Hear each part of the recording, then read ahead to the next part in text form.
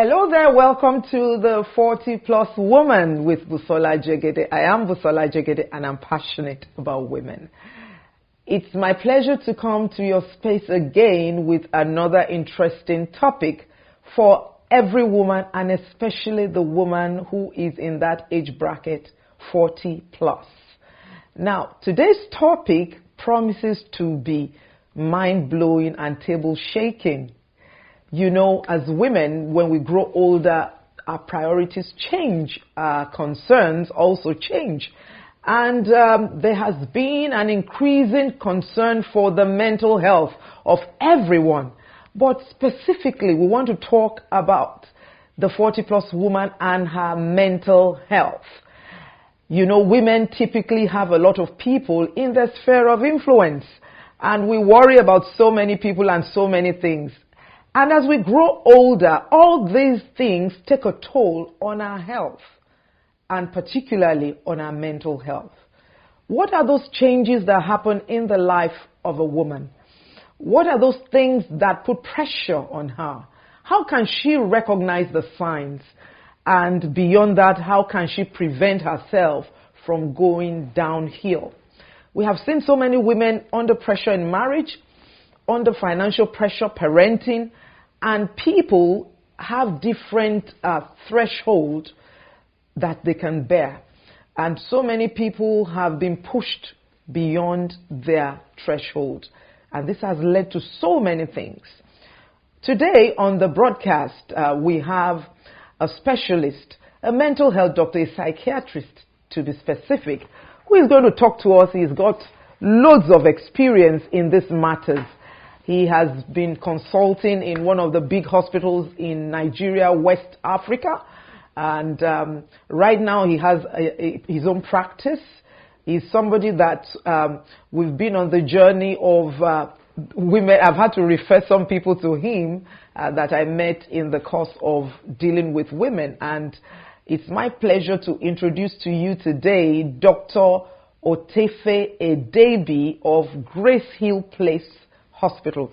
Dr. Edebi, you're welcome to the broadcast today. I'm excited to be on the broadcast today. Thank you so much, man.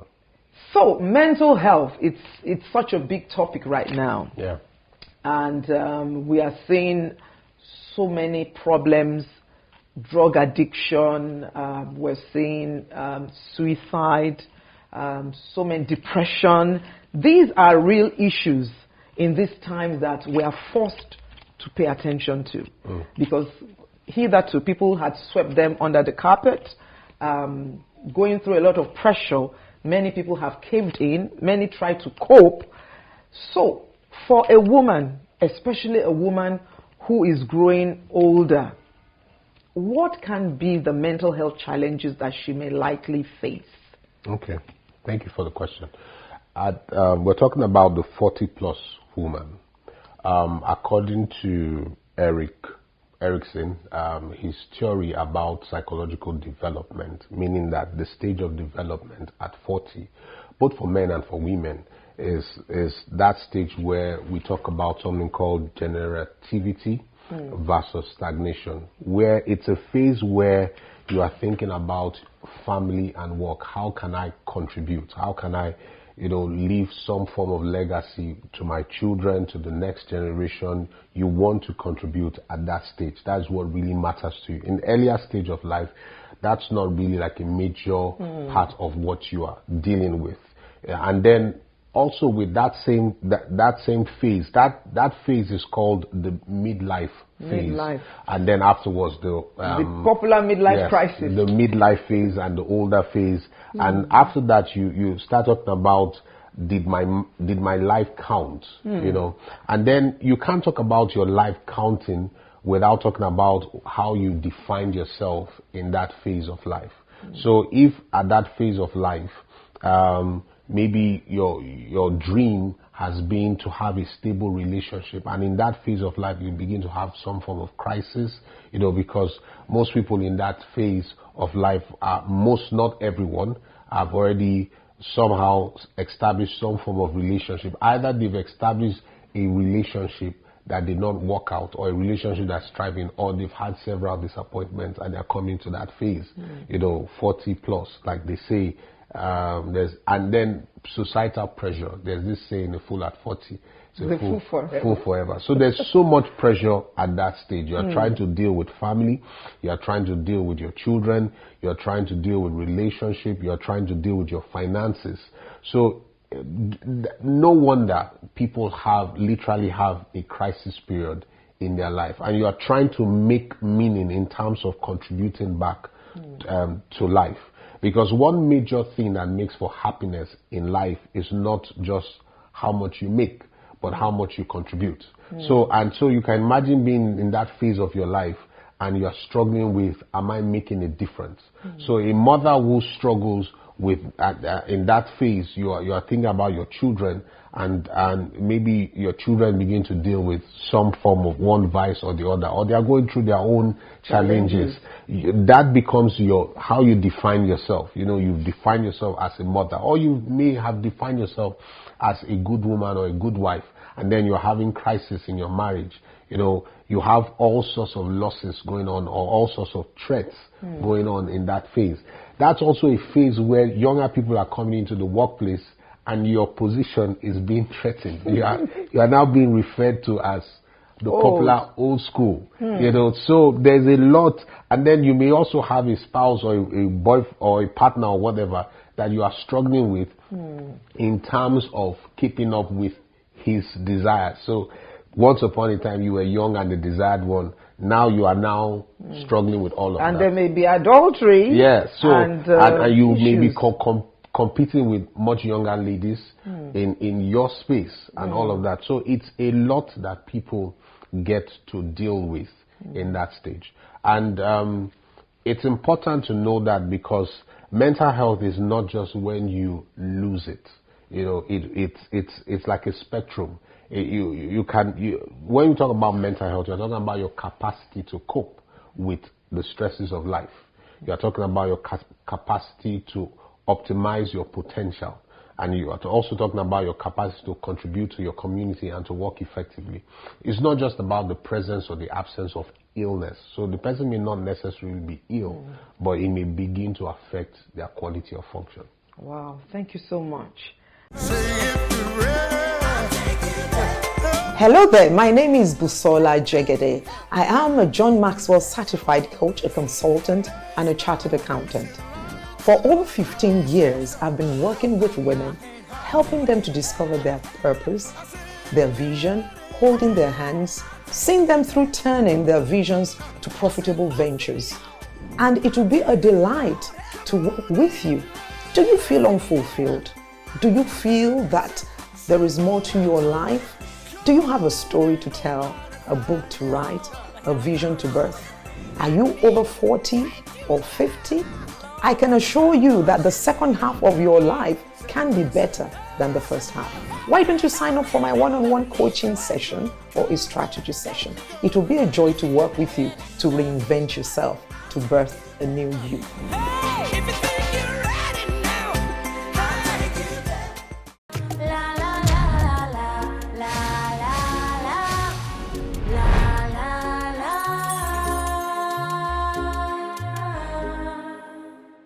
Now, I think we need to dig deep on something. I remember when women give birth, there's the issue of postpartum depression. Yeah. Now, is it possible for women as they grow older to fall into depression, and what are the signs that they can see to make them know that, I'm getting depressed? Okay. Well, there's what we call the cardinal signs of depression. There are 3 cardinal signs of depression. Number 1 is a feeling of low mood, a persistent feeling of low mood. Number 2 is reduction in energy. So you find yourself getting tired easily. And then number 3 is the loss of interest in previously pleasurable activities. Those are the 3 cardinal symptoms. Once you have 2 of these 3, then you probe a bit further. And because the 3 in itself, they are not diagnostic, but they are like what I would refer to as screening, to screen that am I depressed or not? Do I find myself getting tired easily? Do I find myself persistently unhappy? Do I find myself not interested in the things I used to be interested in? Then you then proceed to look at things like your sleep. Sleep could be more or less, but classically is usually less. But I always like to say this, that there's a type of insomnia that goes with, or sleep difficulty, if I may use that word, that goes with depression.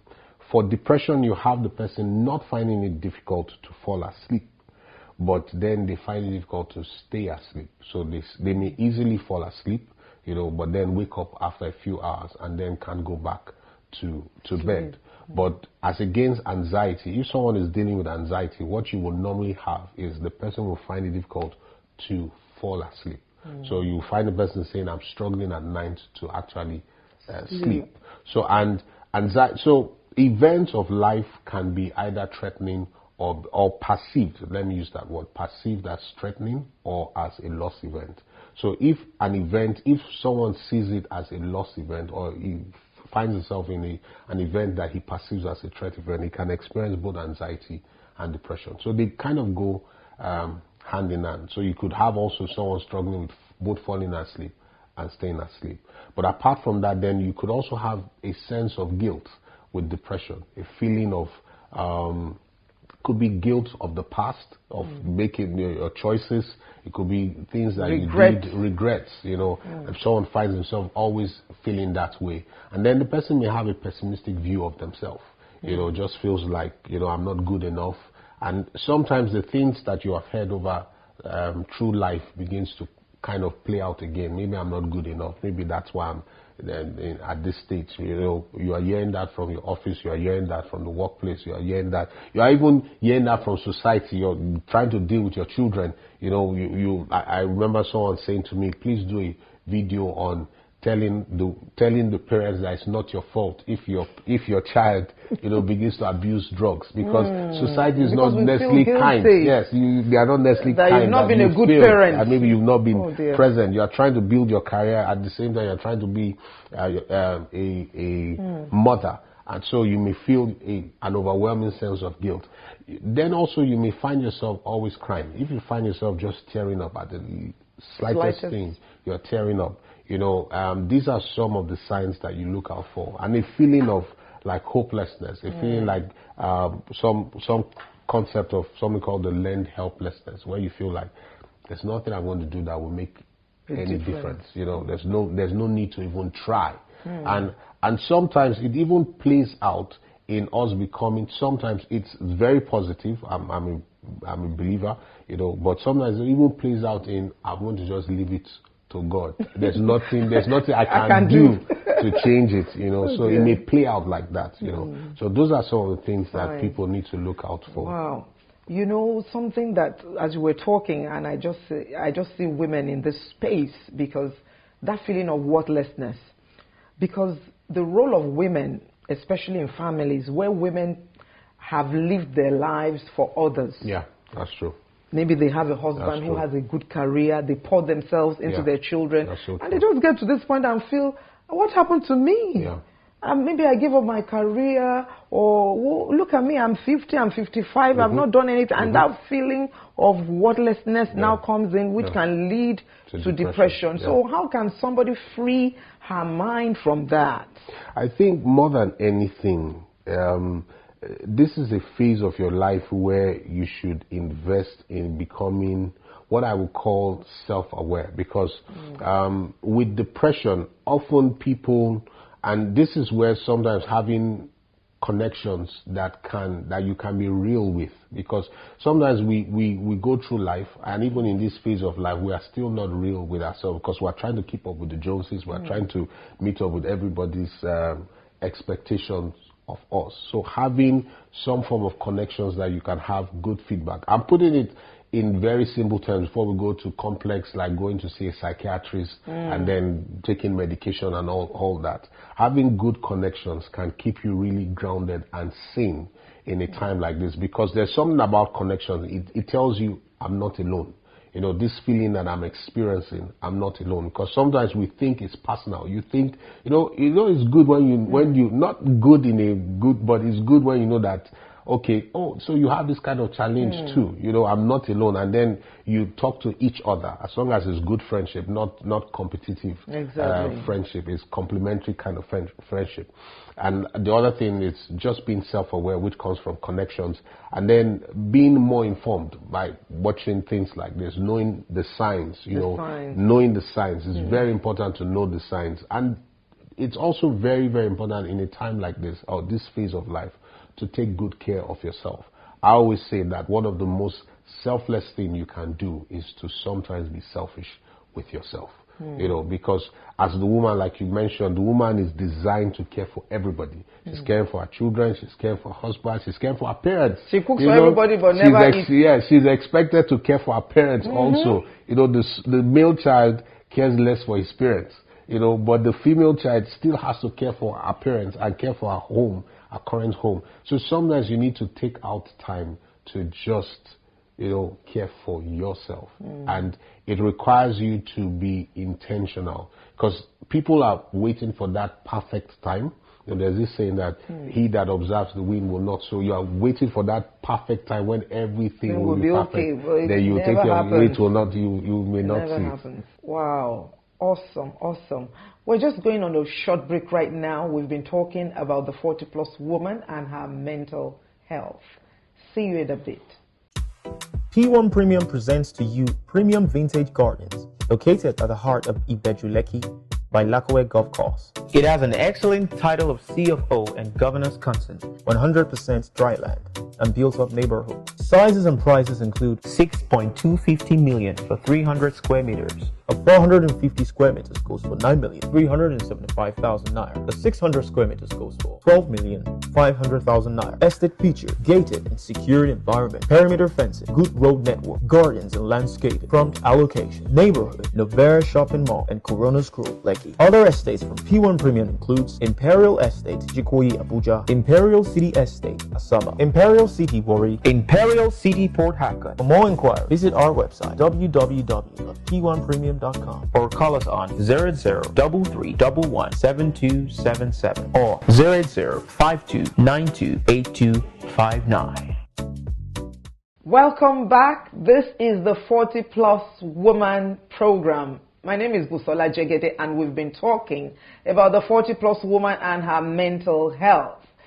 With us in the studio today is Dr. Otefe Edebi, a psychiatrist, and he's been sharing deep things with us, that information that is valuable for everyone out there to take note of. Welcome back, Doctor. Thank you. Now, we want to look at the pitfalls that may exist out there, that people may fall into. What are those trappings in trying to self-medicate or in trying to just get out of a hopeless situation? What do you see in your experience? Do you see women, for instance, in drug addiction, or what is out there from your experience? Okay, well, the thing is that for every challenge everyone faces, they have to somehow cope. So there's something we call the maladaptive way of coping. People often, it's your way of trying to find meaning and to keep your sanity. Some things that people do and women do at this stage can be helpful, and some of them can be unhealthy. Some of them include, some people like to avoid situations, avoidance. And they just like to withdraw and keep to themselves. And some of these things kind of keep mounting the pressure and keep mounting the situation that they are going through, because they are just hoping it will pass. That's how they've coped through life. Some other people use substances. They use substances. Remember, some women at this stage may be struggling with their self-esteem in terms of their feeling wanted or wanting to be wanted, and some people may decide to, at this stage, do some form of shape lift, body shape, and all that, and all of those things. Yes, and some people have gone on to do these things, and there's nothing. I wouldn't say there's anything right or wrong. I'm not here to speak for or against, but sometimes they do these things, and you are For required self-esteem. and you are required to be placed on medications, and then you get hooked on the medication. Sometimes people do these things to deal with their anxiety and their depression, which may show out in terms of their sleep. They may be going through, even sometimes it's not even because of relationship, it could be their work, the threat to their livelihood could be under danger, and then they are not sleeping well, and then people start medicating themselves. People may go through difficult. This is also a period where loss can be said to be more common. So either you are losing your parents, or you are losing your someone, loss in different forms. So people begin to medicate.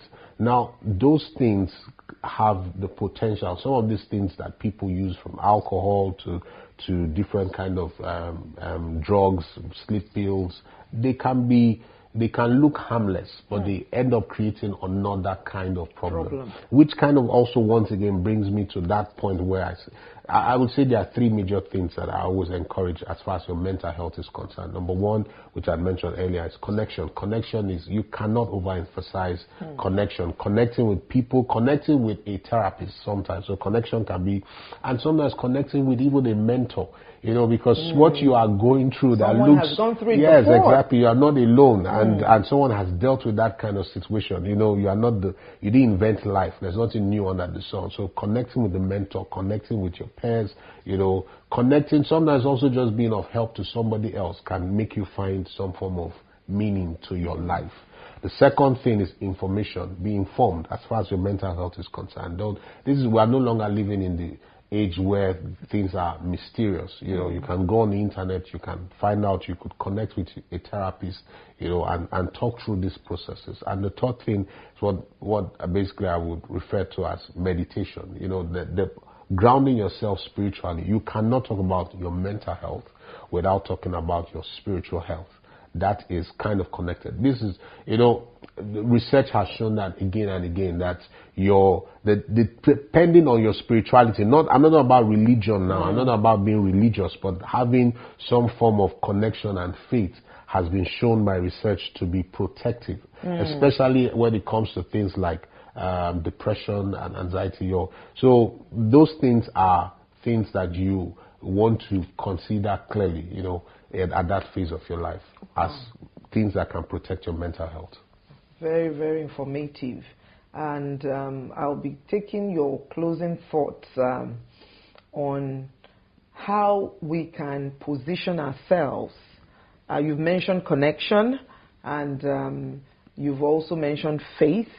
But apart from that, does exercise help?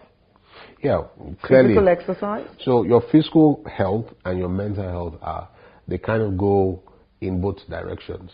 The more you feel better about yourself physically, so not just exercises, but even looking good, taking time to take care of yourself, it boosts your confidence. It boosts the way you feel about yourself. So take time to look good at that stage is very, very important.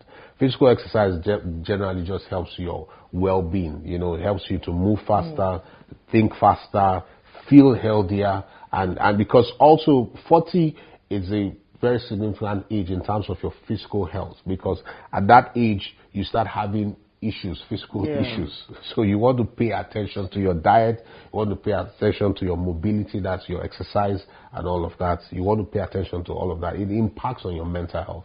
And your mental health also has a way it impacts on your physical health. But one thing is very certain, motion creates emotion. So if you focus on doing exercises, you will notice that you will be a happier person, And so rather than just focusing on, I'm moody, do those things and you just find yourself feeling much better with yourself. Introducing Blissful honey beans. Rich in protein and fiber. Good nutrition for your family. Blissful honey beans, hygienically packed in 2 kg and 1 kg packet. Stone-free and weevil-free. Pour straight to your pot and cook. Stress-free and convenient. Order online and it will be delivered anywhere in Lagos. For other locations, call 070-8307-6210. Blissful honey beans. No stress.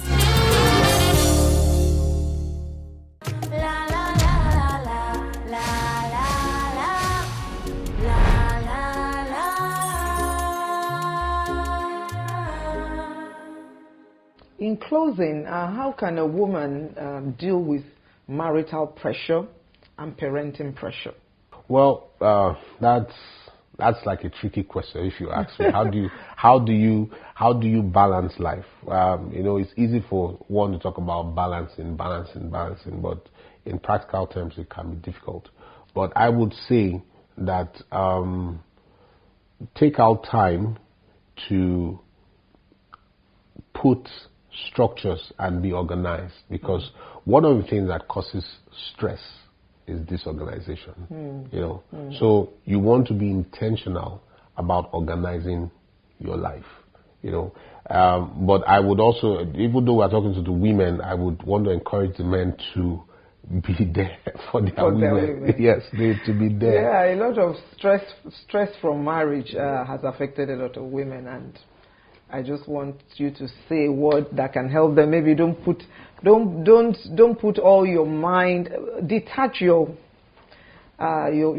emotions from certain things, because women go through a lot in marriage. Like you mentioned, a woman who is faced with the pressure of adultery and all that. So we just don't cave in. Yeah, I think what I would say is that women should constantly remind themselves that it takes two to make it work, because many times women are quick to come for therapy sessions. They are usually the one open for therapy, and the men are usually reluctant, saying that what am I going to do there? So take that blame off yourself. Society is always telling you to do right. But if you do half what the men do, they will literally kick you out. So it takes two. It's time that we also, but it may be a slow distance, but the men too need to be involved. It's not, don't put all of that responsibility on yourself. That's what I have to say. Yes.